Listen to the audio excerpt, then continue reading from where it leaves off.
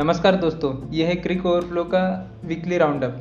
तो बहुत कुछ हुआ ना इस वीक में, तो हम सोच रहे थे कि क्या क्या कवर करें एक वीडियो में। तो उससे अच्छा हमने सोचा कि एक टेबुलर फॉर्म में एक सीक्वेंशियली सारे न्यूज़ कवर कर देते, सब अपडेट्स आप लोगों को दे देते। तो शुरू करते, सबसे पहले तो मुझे लगता है विराट कोहली से चालू कर देते हैं। 22 या 23 जून को उनकी फिटनेस टेस्ट हुई और वो fitness test as usual pass हो गए। मतलब age is just number, 37 years old है, लेकिन वही वो तो ऑब्वियस था कि पास कर ही देंगे फिटनेस टेस्ट। लेकिन बढ़िया तरीके से हैमस्ट्रिंग इंजरी से वो जिस तरीके से उन्होंने रिकवर किया है खुद को इस एज में, वो काबिल तारीफ है। तो first words of US Ganesh. नहीं, विराट कोहली का तो देखो, फिटनेस का तो कोई डाउट ही नहीं है विराट कोहली का। In fact I think first time हुआ होगा इनके करियर में कि वो इंजर्ड हुए होंगे, वरना मुझे तो याद नहीं कि इसके पहले मैंने कभी विराट कोहली को इंजरी की वजह से सीरीज स्किप करते हुए तो कभी नहीं देखा। मतलब हाँ, बहुत सारे सीरीज ऐसे हुए जहाँ पे विराट कोहली ने खुद रेस्ट लिया हो या सेलेक्टर्स ने उनको रेस्ट दिया हो, बट इंजरी की वजह से तो कभी ऐसे हुआ नहीं। सो बट आई थिंक अच्छी बात है, एक फ्रेश होके अभी आए होंगे। एक उनका इवेंट भी अभी रिसेंटली हुआ 1-8 का, काफी खुश लग रहे थे। वहाँ पे उनको क्वेश्चन भी पूछा गया रिगार्डिंग टेस्ट क्रिकेट, जिसपे उन्होंने क्लियरली बोला I have nothing to do with test cricket. तो वो जब उन्होंने बोला तो मेरे को बेन स्टोक्स की याद आई। ये बेन स्टोक्स अभी थोड़ा शाहिद अफरीदी मोड पे है, वो कभी रिटायरमेंट ले लेते हैं, कभी वापस आ जाते हैं। वनडे में भी उन्होंने ऐसे किया था कि रिटायरमेंट लिया था, फिर वर्ल्ड कप के पहले वापस आ गए। टेस्ट में भी यही किया। सो अच्छा लगा, फाइनली बहुत दिनों बाद विराट कोहली को खेलते हुए देखने में लगा। सो आई एम हैप्पी। पॉइंट आपने बिल्कुल सही चढ़ा है बेन स्टोक्स के बारे में, क्योंकि मैं सेकंड न्यूज़ वही लेके आ रहा था। क्योंकि जैसे लास्ट वीकेंड आपको पता होगा, झगड़े हुए थे। मतलब वो नाइट क्लब में गए थे गट एटकिंसन के साथ बेन स्टोक्स, और वहाँ पे झगड़े करके आ गए। तो जैसे इंग्लैंड की जनता भी देखो कितनी अच्छी है। मतलब कुछ ट्रोल वगैरह नहीं किया। यही इंडिया में होता तो ऑलमोस्ट करियर ही ख़त्म हो जाता। लाइक आईपीएल तो फ्रेंचाइज वैल्यू से ही चलता है ना। तो आईपीएल ने तो, मैं तो उस फ्रेंचाइज ने पक्का रिलीज़ कर दिया होता उस प्लेयर को। हालांकि जैसे मेन बात जो हम करें ना, तो बेन स्टोक्स का ये हुआ था कि जैसे बिल्कुल ख़राब फॉर्म से गुजर रहे थे। बॉलिंग में भी इतने इफेक्टिव नहीं थे और बैटिंग में भी इतने इफेक्टिव नहीं थे। तो क्या था, इंग्लैंड क्रिकेट भी शायद सोच ही रहे होंगे कि भाई ये क्या है। मतलब क्या यही वो समय है, क्या यही वो सही समय है कि उनको बाहर कर दिया जा सकता है। तो एक मैच का सस्पेंशन भी दिया था और खबरें आ रही थी कि जैसे सोर्सेस तो बहुत अपने अच्छे होते हैं, तो सोर्सेस से खबर आ रही थी कि वो अभी कैप्टनसी से भी रिज़ाइन देंगे और रिटायरमेंट हो ही जाएंगे। हालांकि चौथी बार रिटायर हो रहे वो। क्योंकि 2 बार ओडीआई से हो गए थे और एक बार टी20 से, और अभी एक बार टेस्ट में भी हो गए। लेकिन हाँ, यार अच्छा ऑलराउंडर है, वापस आ गया। देख रहे अपन इस मैच में। और जैसे इसी के साथ अपन वो भी कवर कर लेते क्यों ना, कि इंग्लैंड वर्सेस न्यूजीलैंड की जो टेस्ट मैच चल रही है, तो जनता, अगर आप लोग फॉलो कर रहे होंगे उस चीज़ को, तो डे 1 का स्कोर बड़ा यादगार होगा इंग्लैंड के लिए। 317 पे पहली विकेट आई थी और कॉनवे और लैथम दोनों के 100 हुए थे। तो उसके बाद वो भी जाते जाते कैजुअल शॉट खेल लिया, तो लास्ट 2 बॉल्स पे 2 विकेट मिल गई। नहीं तो इंग्लैंड तो कहीं मैच में भी थी नहीं। और आपको बता दूं कि इसी मैच में फिर बेन स्टोक्स ने बढ़िया, वो जो बोलते हैं ना, कमबैक इनिंग्स, वो खेल रहे। वो 4 विकेट लेके हाईएस्ट विकेट टेकर है अभी उस इनिंग्स में। हालांकि देखते अभी और 3 इनिंग्स बची है टेस्ट मैच की, काफ़ी कुछ हो सकता है। हाँ, बेन स्टोक्स का तो मैं यही बोलूंगा, जैसे आपने बोला चौथी बार रिटायर हो रहे हैं। इनफैक्ट ये जो अभी टेस्ट का रिटायरमेंट था, ये मुझे लगा कि ये उन्होंने नहीं लिया था, ये उनको फोर्स किया गया था बाय ईसीबी। बिकॉज ये जो उनका कंट्रोवर्सी हुआ था ये बार फाइट का, और ये पहले भी इनका हो चुका है। और ये जब इस बार भी हुआ तो वो कंट्रोवर्सी तो हाईलाइट हुआ ही, बट उसके साथ बिकॉज इनका फॉर्म भी इतना खराब चल रहा था, तो मुझे लग रहा है ईसीबी ने ही उनको फोर्स इन द सेंस उनको ये बोला होगा, जैसे कि या तो हम आपको वैसे ही ड्रॉप कर रहे हैं। तो आई थिंक उसके चक्कर में बेन स्टोक्स ने रिटायरमेंट ले लिया होगा कि ये ड्रॉप करे, उससे अच्छा कि मैं रिटायर हो जाता हूँ। बट ईसीबी का मुझे समझ में नहीं आया कि फिर अब फिर से आपको जरूरत पड़ गई, बिकॉज एक मैच वो हारे एंड दे रियलाइज की भाई हमको जरूरत है। बट नहीं अच्छा लगता है ऐसे। सी जब लेजेंड्स ऐसे करे तो नहीं अच्छा लगता। जैसे विराट कोहली का मैं आपको एग्जांपल दिया अभी कुछ दिन पहले जो इवेंट हुआ, विराट कोहली का बहुत मन था लाइक टेस्ट क्रिकेट खेलने का, वो नहीं छोड़ना चाहते थे, लेकिन लुक एट दिस गाय, उसने छोड़ दिया। अभी ही सेइंग कि I am done with it, अभी उसको कोई लेना देना नहीं है। तो ऐसे होना चाहिए राइट, कि एक बार आपने डिसीजन ले लिया तो ले लिया, फिर हो गया। क्योंकि आप देखोगे हिस्ट्री में जो भी लेजेंड प्लेयर्स है, उन्होंने एक बार डिसीजन ले लिया तो ले लिया, फिर उसके बाद वो पलटते नहीं है। फिर इसका मतलब यही हुआ कि फर्स्ट टाइम फिर आप श्योर नहीं थे। और बेन स्टोक्स के साथ तो ये कि हम देख रहे हैं कि एक हैबिट हो चुका है उनका। तो मुझे लग रहा है कि बहुत इम्पल्सिव टाइप के वो है, कि इम्पल्स में आके, या I think that is also the reason कि उनसे उनके झगड़े भी हो रहे हैं बार के बार। काफी इम्पल्सिव है, वरना नॉर्मल कोई भी क्रिकेटर हो, थोड़ा वाइज हो, तो वो इग्नोर ही करेगा ये सब चीज, क्योंकि उसको पता है कि यहाँ पे फेमस मैं हूँ, नाम मेरा है। तो अगर एक फाइट भी होता है तो नुकसान मेरा ज्यादा होना है, मेरा रेपुटेशन का नुकसान ज्यादा होगा रेदर देन एक दूसरा ऑर्डिनरी मैन जिसको कोई इतना जानता नहीं होगा। तो वही मुझे लग रहा है इम्पल्सिव नेचर नेचर की वजह से वो ऐसी इम्पल्स में आके उन्होंने रिटायरमेंट भी वो अनाउंस कर देते हैं, एंड फिर वो वापस भी आ जाते हैं। तो एंड ईसीबी का भी मेरे को समझ में नहीं आता कि आप वापस बुला भी रहे हो कि आपके पास प्लेयर्स की कमी है, कि भाई एक जा रहा है तो कोई रिप्लेसमेंट नहीं मिल रहा। यहाँ पे तो कोहली जा नहीं रहे कि उसके पीछे 10 लोग खड़े हैं कि भाई हमको दे दो नंबर 3 नंबर 4 पोजीशन, राइट। और यहाँ पे एक इनको बेन स्टोक्स का रिप्लेसमेंट ही नहीं मिल रहा कि उसको जाने भी नहीं दे रहे और ऐसा। तो थोड़ा मुझे हंसी आती है इस बात पे। बट जैसे आपने कहा Ben Stokes is a good allrounder, जो कि अपना वर्थ अभी दिखा भी रहे सेकंड टेस्ट में। बट मुझे लगता है कि एक बार डिसीजन ले लिया तो ले लिया यार, ऐसे आगे पीछे मत करो। शाहिद अफरीदी जैसे फिर हो जाता है, फिर वो मीम्स बनने लग जाते हैं उस पर, तो मुझे लग रहा है वैसे नहीं होना चाहिए। वही तो बेन स्टोक्स इसी पॉइंट पे मैं दो पॉइंट्स को इलेबोरेट करना चाहूँगा। एक तो देखो जो बेन स्टोक्स और ईसीबी का जो रिलेशन है वो अभी क्या हुआ पता नहीं, लेकिन अगर हम हिस्ट्री देखें तो काफ़ी हेल्दी रिलेशनशिप है उनका। क्योंकि आप अगर देखोगे कि लास्ट जो इनिंग्स आई थी उनकी एशेस में, वही बहुत फेमस है। जो उन्होंने 9th विकेट के लिए एकदम बड़ी पार्टनरशिप की थी और इंग्लैंड को जिताया था, बिल्कुल हार के मुंह से जीत खींच लाए थे। तो उसके बाद उनकी कुछ ऐसी बेंच मार्किंग या फिर कुछ एक्स्ट्रा ऑर्डिनरी इनिंग्स आई नहीं है। फिर भी इंग्लैंड ने जिस तरीके से उनको बैक किया, और हालांकि बीच में वो कुछ चैंपियनशिप जीते भी नहीं है, वो खाली पोटेंशियल के हिसाब से बैक किया गया था। देखो लीडर तो वो अच्छे है ही, बहुत बार हमने देखा है। बस वो एक होता है ना कि अगर आप कैप्टन हो तो एक खुद का भी परफॉर्मेंस आना चाहिए, like leading from the front जिसको हम कहते हैं। तो वो नहीं आ रहा था, फिर भी ईसीबी ने उनको बहुत बैक किया। तो अगर इस बार नहीं भी करते तो भी कोई बोलता नहीं कि देखो ईसीबी ने थोड़ा भी बैक नहीं किया अपने प्लेयर्स को वगैरह। उनका काफ़ी ठीक ठाक था। और जैसे आपने विराट कोहली की बात की, तो उस पॉइंट में बिल्कुल विराट कोहली ने जिस तरीके से छोड़ा ना, आई मीन देखो वहाँ पे तो और ज़्यादा वो अटैच थे 10,000 रन से या टेस्ट क्रिकेट से। क्योंकि काफ़ी बार उनके अगर पुराने वीडियोस भी देखेंगे अपन, तो उधर भी उनके कोच खुद बोल रहे हैं कि उसका सबसे बड़ा एम है कि टेस्ट में 10,000 रन लेके आना है।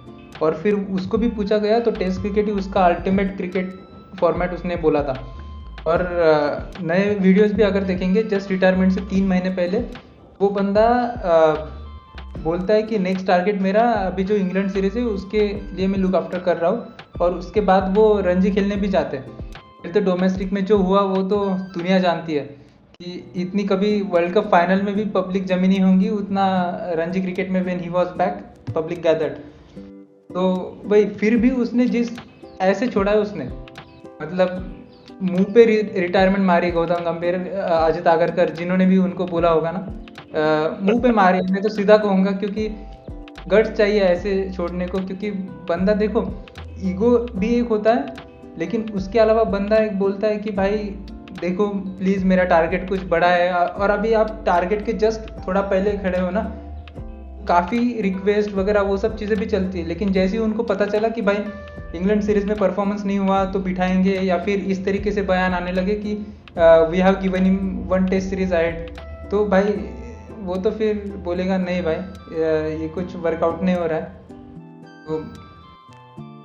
तो जैसे आपने बात कहा लेजेंड्स वाला पॉइंट का, तो उसी को मैं इसी तरीके से इलेबोरेट करना चाहता कि लेजेंड छोड़ते तो फिर ऐसे छोड़ते। बाकी मुझे ऐसा लगता है कि तीसरी न्यूज़ हम कवर कर सकते हैं।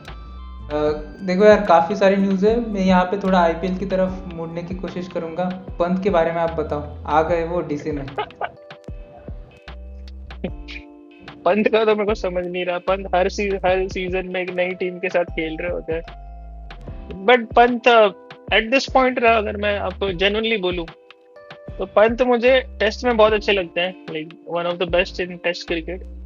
बट T20 में अब थोड़े ना मुझे वो ओवररेटेड लगने लग गए हैं। बिकॉज जो एक उनका एक्स फैक्टर है जो टेस्ट में अलग से दिखता है, बिकॉज टेस्ट में जो वो अग्रेसिव खेलते हैं बाकी कोई ऐसे खेलता नहीं, और जो शॉट्स वो खेलते हैं एकदम अनएक्सपेक्टेड, कहीं पे भी जैसे फास्ट बॉलर को रिवर्स स्कूप मार देंगे वगैरह वो सब। तो वो जो एक्स फैक्टर है उनका टेस्ट में काम करता है, लोगों को देखने मजा आता है, उनके लिए भी वो वर्क करता है, रन स्कोर कर पाता है। बट सेम चीज आप देखो वो T20 में नहीं कर पा रहे। T20 में मैं आपको बता सकता हूँ गिन के कि हार्डली आपको उनके एक या दो ही नहीं याद होंगे, जबकि वो इतने साल से आईपीएल खेल रहे हैं।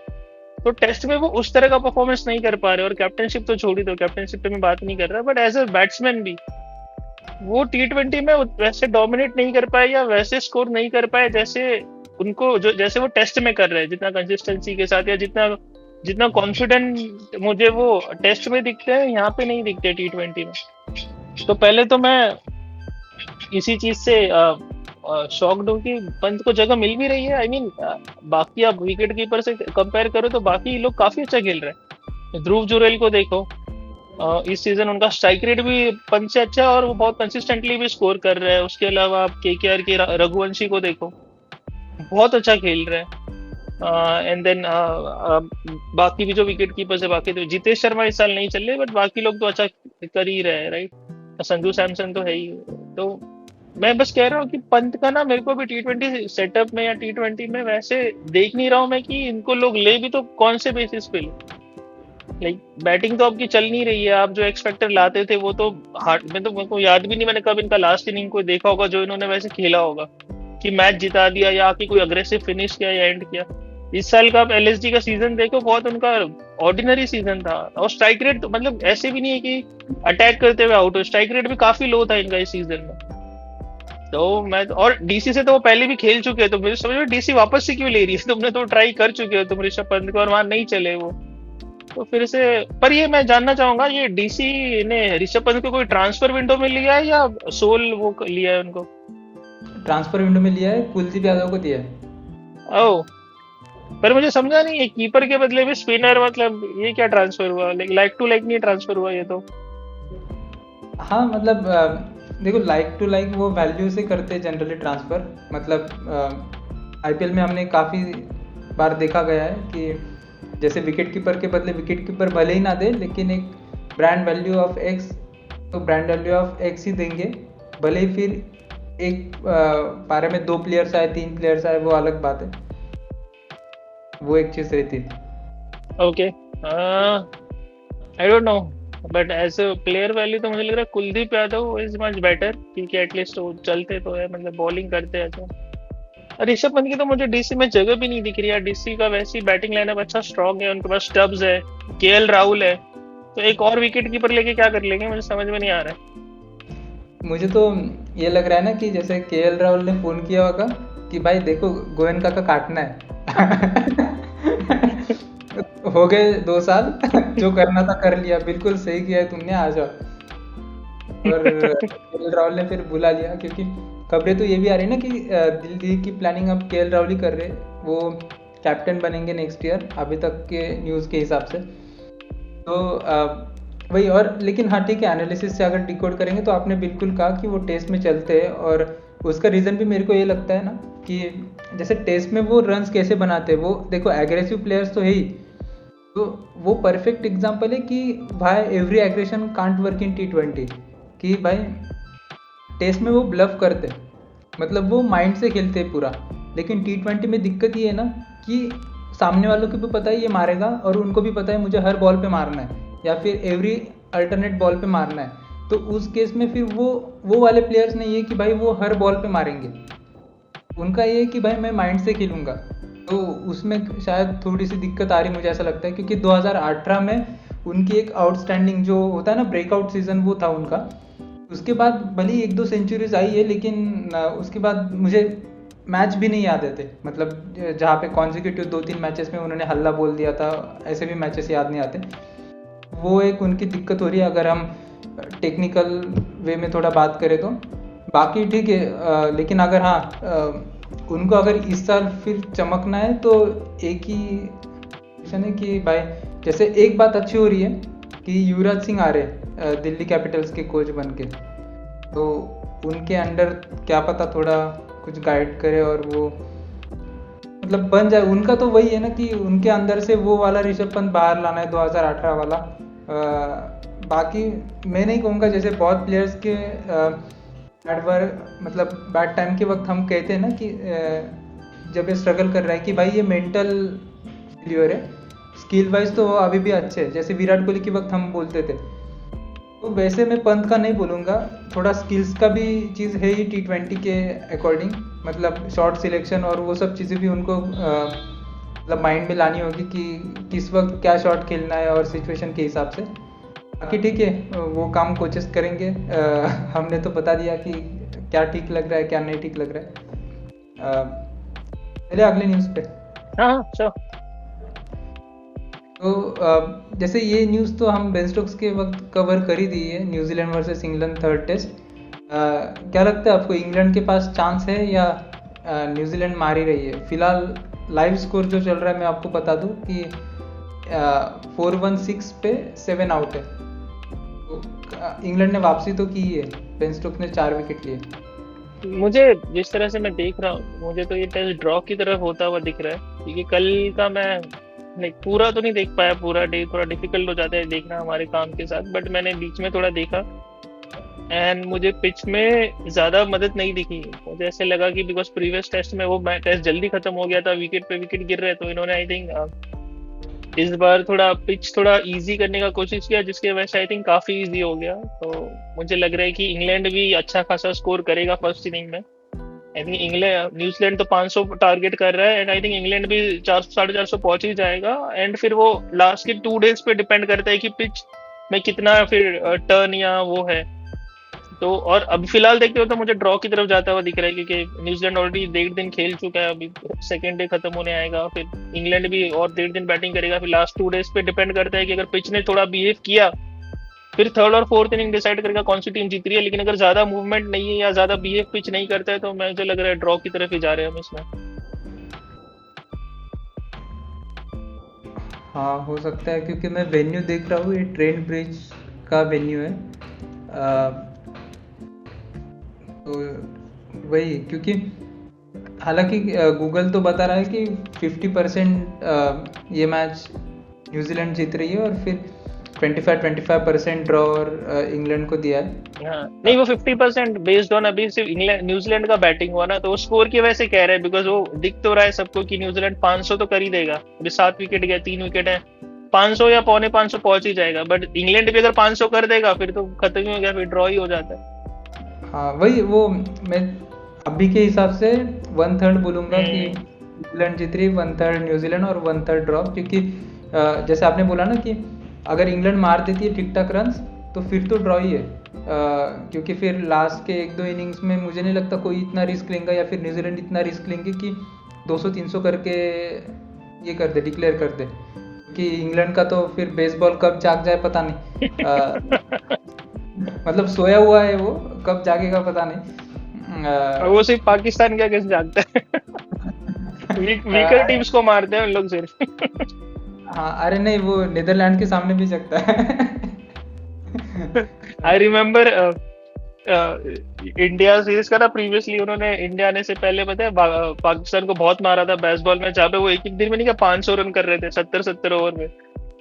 तो बहुत बेसबॉल का बात हुआ कि अरे ऐसे खेल रहे। फिर लोग इंडिया में आए, फिर इंडिया में जो यशस्वी जायसवाल इनकी धुलाई करी है, सब इन लोग स्लो खेलने लग गए। जैसबॉल हो गया था तभी वो, तो वो बढ़िया था। मुझे वो बैंटर याद है, आकाश चोपड़ा और एक यार उनका नाम याद नहीं आ रहा, वो शायद इंडियन बेस्ड ही प्लेयर है, लेकिन वो इंग्लैंड के like one of the big players में से एक है। नासिर हुसैन। नहीं, नासिर हुसैन नहीं थे।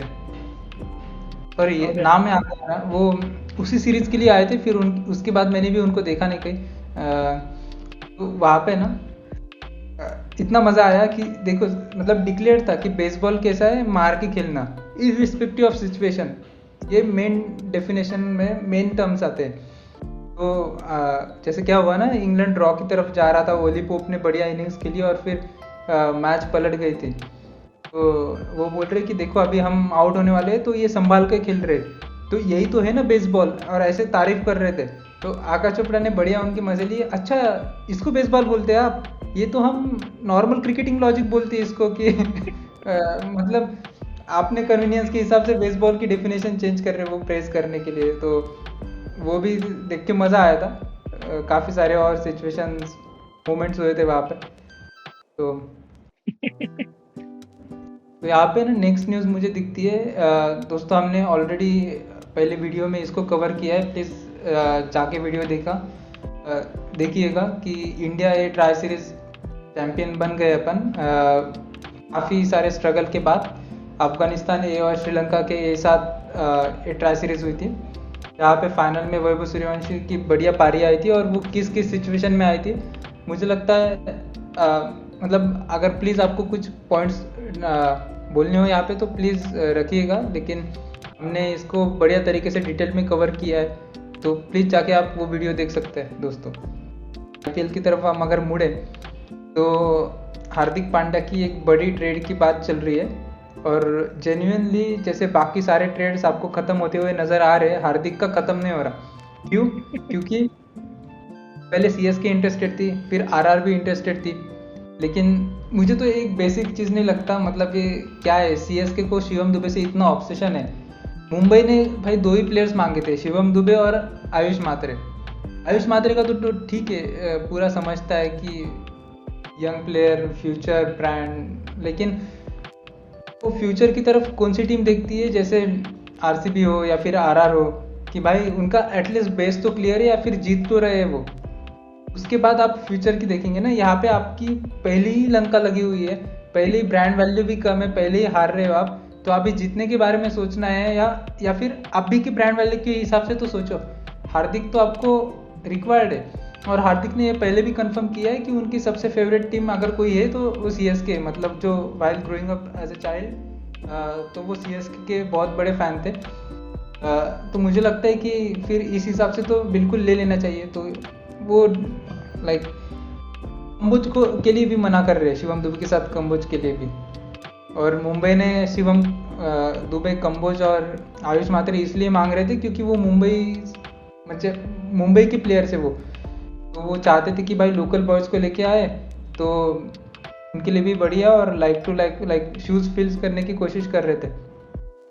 तो अभी सबसे बड़ी खबर तो यही है कि केकेआर के साथ है, और शाहरुख खान तो ऑल कैश डील के लिए भी रेडी है। मतलब वो बोलते हैं ना कि एक लेट एंट्री मारने वाली चीज़, तो शाहरुख खान ने कुछ वैसे ही किया है कि भाई किसी भी हालत में हार्दिक पांड्या चाहिए ही चाहिए। नहीं, बिल्कुल सही। आई थिंक हमने इस बारे में बहुत पहले भी डिस्कस किया था जब आईपीएल चल रहा था, और आईपीएल में ही हमें दिख गया था कि शायद हार्दिक पांड्या इस सीजन, अगले सीजन मुंबई इंडियंस से नहीं खेलेंगे। तभी भी हमने ये भी जो भी प्रोस्पेक्टिव टीम्स है उसके बारे में डिस्कस किया था। सीएसके का हमने पहले ही कहा था कि हार्दिक पांड्या वहाँ, आई डोंट नो, वहाँ पे क्योंकि ऋतुराज गायकवाड़ को वो कैप्टन रख रहे हैं जो कि स्ट्रगल कर रहे हैं, वहाँ पे ऑलरेडी कंटेंडर है कैप्टनशिप के लिए जो कि संजू सैमसन भी है। उसमें हार्दिक पांड्या इस मतलब इसमें कैसे फिगर आउट होंगे और वो कैसे एडजस्ट करेंगे, मुझे वो थोड़ा वो मतलब क्लियर नहीं है। बिकॉज हार्दिक पांड्या खुद भी डोमिनेटिंग पर्सनैलिटी है, वो भी कंट्रोल चाहते हैं, और ऋतुराज गायकवाड़ वैसे ही खराब कर चल रहे हैं, और बस मुझे लग रहा है एक और सीजन की देरी है, फिर वो कैप्टनशिप उनसे जा ही रही है। तो इसलिए मुझे हार्दिक पांड्या को लगा था सीएसके नहीं लेगी। बस हार्दिक पांड्या गए तो Hardik Pandya will start to dominate, क्योंकि वो उस मोड में अभी आजकल चलते हैं कि मैं जहाँ जाऊंगा मैं ही हीरो हूँ, मेरे अलावा और कोई नहीं है। तो मैंने इसलिए हमने कहा था कि उनको ऐसे टीम में जाना चाहिए जहाँ पे हीरो की जरूरत है, जो कि केकेआर है अभी एट दिस मोमेंट, क्योंकि केकेआर के पास कोई नहीं है।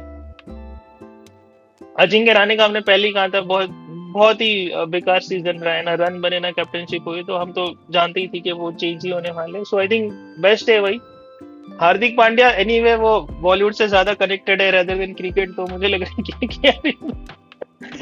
केकेआर ही बेस्ट है उनके लिए। हो सकता है। और वो और मतलब आप मानोगे नहीं, क्या पता वो सच में एक कदम रख भी दे, मतलब बॉलीवुड से वो बहुत कनेक्टेड है और पास आ जाएंगे। हालांकि मैं आपको कॉन्फ्लिक्ट्स बता देता हूँ कहाँ कहाँ आ रहे हैं। कि सबसे पहले बात चल रही थी कि Suryakumar Yadav ex KKR player, और तब वो उनका ब्रेकआउट सीजन भी आया था केकेआर से, तो उनकी तरफ वापस जाना चाहते हैं। और मतलब छोड़ तो रही है मुंबई, अभी पता नहीं कहाँ जा रहे। शायद केकेआर ने पहले सम्मति दिखाई, लेकिन फिर कुछ मैनेजमेंट इश्यूज और फिर जैसे शाहरुख खान का भी कॉन्फ्लिक्ट था कि भाई हार्दिक पांड्या चाहिए ही, वो आइदर सूर्य कुमार यादव और हार्दिक पांड्या दोनों में से एक तो ले ही लेंगे। दिक्कत बस ये आ रही है कि हार्दिक पांड्या ने क्लियरली बोला है कि जो एक दो बड़े प्लेयर्स है जिनकी उम्र हो गई है उनको मैं नहीं चाहूँगा टीम में। जैसे उन्होंने बताया नहीं, ऑब्वियसली नाम तो वो किसी का लेंगे नहीं अपने सामने तो, या फिर मतलब पूरा नाम बाहर नहीं आया, लेकिन अजिंक्य रहाणे, सुनील नरेन, रिपोर्टेडली ये प्लेयर्स हो सकते हैं वो। और उन्होंने ये भी कहा है कि भाई पहले तो नायर को निकालो।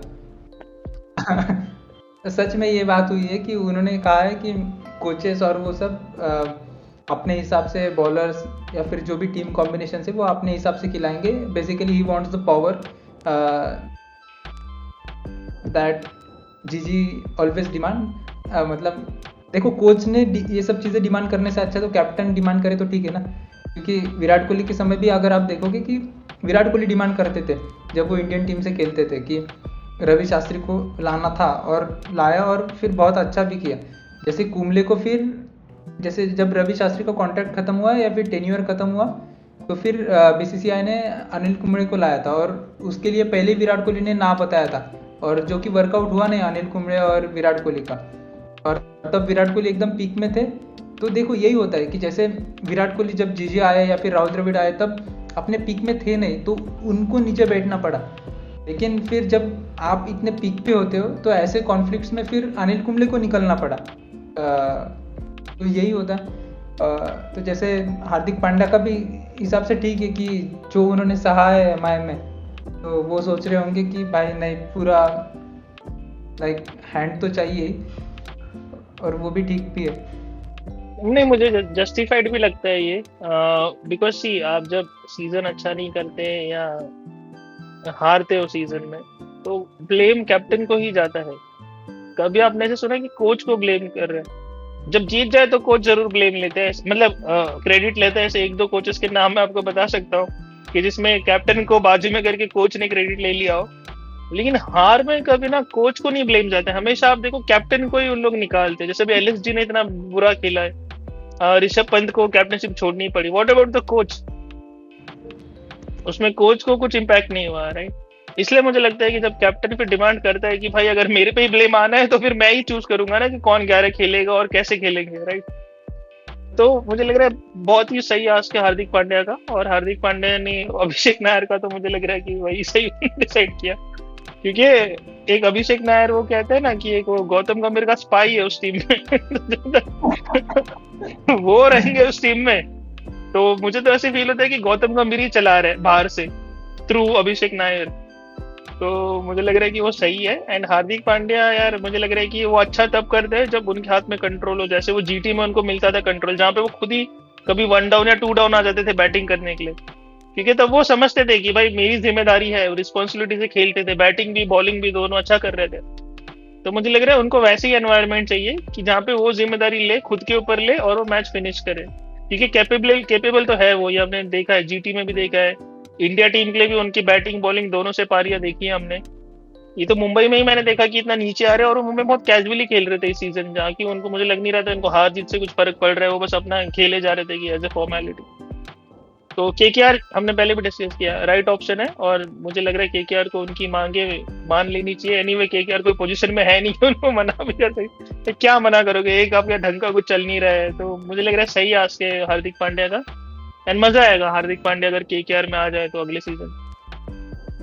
वही, और कैमरन ग्रीन को वो मोस्टली दे देंगे क्योंकि मुंबई को तो वही चाहिए ना कि भाई लाइक टू लाइक रिप्लेसमेंट भी मिल रहा है और खुद की जिसके साथ कॉन्फ्लिक्ट थी वो बंदा भी जा रहा है मतलब छोड़ के, तो वो एक बेस्ट हो जाएगा दोनों फ्रेंचाइज के लिए। और इसी की हमने पहले वीडियो में बात की थी कि भाई CSK RR के साथ तो ठीक ही है जो चल रहा है, लेकिन वो एक जेन्युइन ट्रेड हो सकता है, वो यही हो सकता है। तो वही इसी के पास आ गए वो दोनों फ्रेंचाइज। लेकिन हाँ, जैसे आपने आशीष नेहरा की बात की, वो बिल्कुल वो जब बताते थे तो वो ऐसा नहीं लग रहा था कि कमांड कर रहे, वो ऐसा लगता था कि गाइड कर रहे। मतलब एग्रेशन तो होता था फुटबॉल की तरह, वो बाउंड्री लाइन के पास आ जाते थे, प्लेयर्स को भेजना वो सब, लेकिन वही वो थोड़ा एक गाइडेंस की तरह ही था। और बॉलिंग को उनको ज़्यादा पता है ना, जैसे हार्दिक पांड्या भले ही बैटिंग और गेम सिचुएशन के हिसाब से ये ले सकते हैं, लेकिन जो इनपुट्स ले सकते हैं वो बॉलिंग के हिसाब से वो बिल्कुल ठीक ही देते हैं आशीष नेहरा, जो कि उन्होंने प्रूव भी किया है।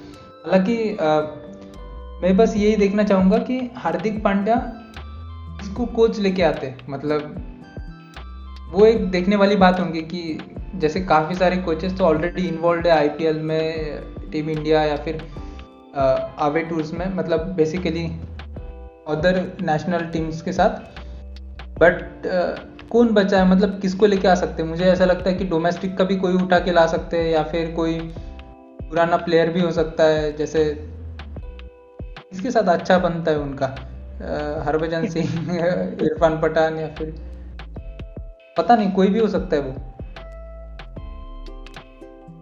देखना पड़ेगा, अभी तो अगले साल पता चलेगा। पहले हार्दिक पांड्या KKR में आ जाए, फिर मजा आएगा देखने, देखेंगे कौन कोच आता है।